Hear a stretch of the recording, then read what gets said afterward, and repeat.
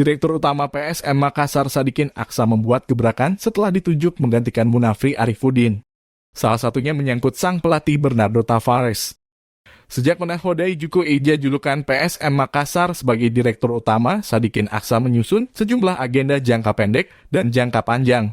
Salah satu keputusan Ikin Sapaania menunjuk Bernardo Tavares sebagai pelatih merangkap manajer PSM Makassar. Keputusan Sadikin Aksa ini terbilang sesuatu yang baru dalam persepakbolaan Indonesia. Namun lumrah di klub-klub Eropa. Di era sepak bola modern, klub-klub Eropa menjadikan pelatih merangkap manajer klub. Sementara di Indonesia sendiri belum pernah terjadi klub memberikan kepercayaan pelatih sebagai manajer klub.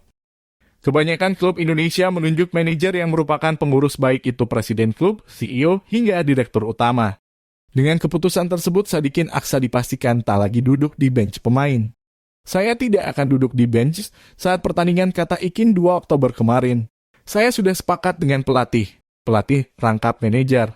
Saya sudah bicara dengan pelatih dan pelatih mengiyakan, kata Sadikin Aksa.